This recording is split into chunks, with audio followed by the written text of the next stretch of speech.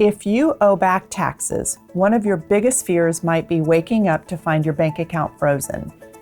Can the IRS actually do that? The answer is yes. It's called a bank levy, and it's one of the most powerful collection tools the IRS has. Today, I'm going to walk you through exactly how it works, what you can do to stop it, and what funds are protected. I'm Wendy, and I'm with Omni Tax Help. Let's start with the process. The IRS doesn't just freeze your accounts without warning. They're required to follow certain steps. Step 1, the IRS issues a notice and demand for payment. This is your first official notice that you owe taxes. Step 2, if you don't pay or respond, you'll receive a final notice of intent to levy. This is typically CP 90 or LT 11 notice, and it comes with your right to a hearing. This notice is critical. It's your last warning before the IRS takes action. Step 3, if there's no response in 30 days, the IRS notifies your bank to place a hold on your account. Step 4, the bank freezes the funds for 21 days before sending them to the IRS. That 21 day is critical. It's your window to take action before the money is permanently transferred. This isn't an immediate seizure. You have time to respond, but you have to act quickly. Now, what can the IRS actually take? They can levy many types of financial accounts. Commonly levied accounts include checking and savings balances, joint accounts, even if only one person on the account owes taxes, and in some cases, even retirement accounts. But here is the good news. Certain funds are protected by law. Generally protected funds include unemployment benefits, most disability payments, child support, certain public assistance benefits, and undelivered mail.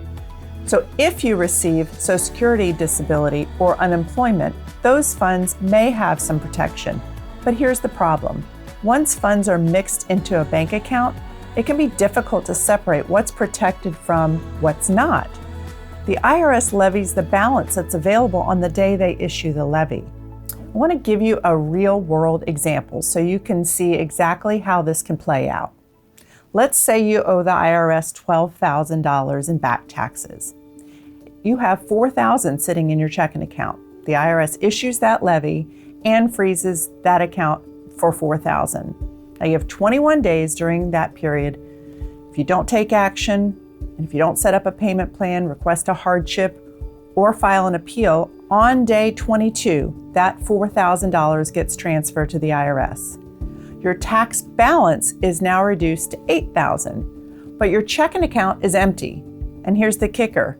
If you still owe $8,000, the IRS can issue another levy and do this again. A bank levy is a one-time action, but it can happen repeatedly until your debt is paid.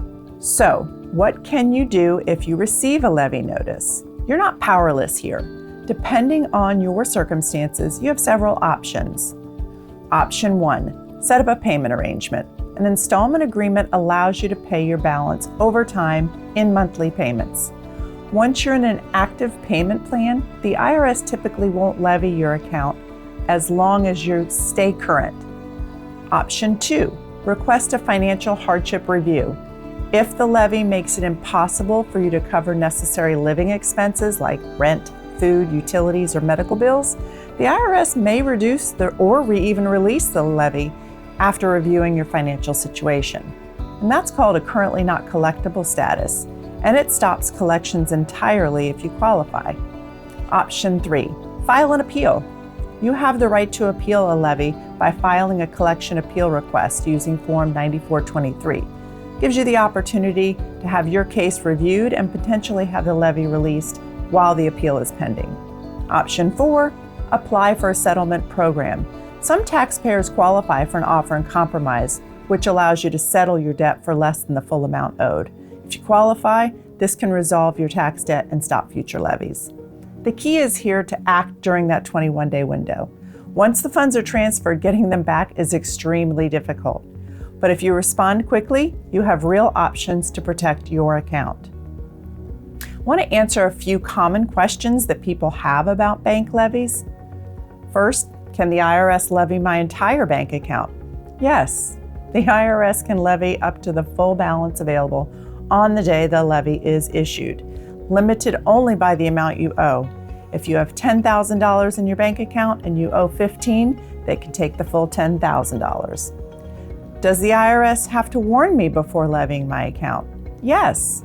You must first receive a notice of intent to levy, and you're given that 30-day window to respond. The IRS cannot levy your account without that notice. Can the IRS levy a joint bank account? Yes. If you are listed as an account holder, the IRS may levy funds from a joint account, even if the other person isn't even owing taxes. This catches a lot of people off guard, so if you share an account with your spouse or partner, be aware of this. Can the IRS release a levy if it causes hardship? Yes. In cases where necessary living expenses cannot be met, the IRS may reduce or release part of the levy after reviewing your financial situation. You have to provide proof of your income and expenses, but it is possible to get relief. So I want to wrap this up for you.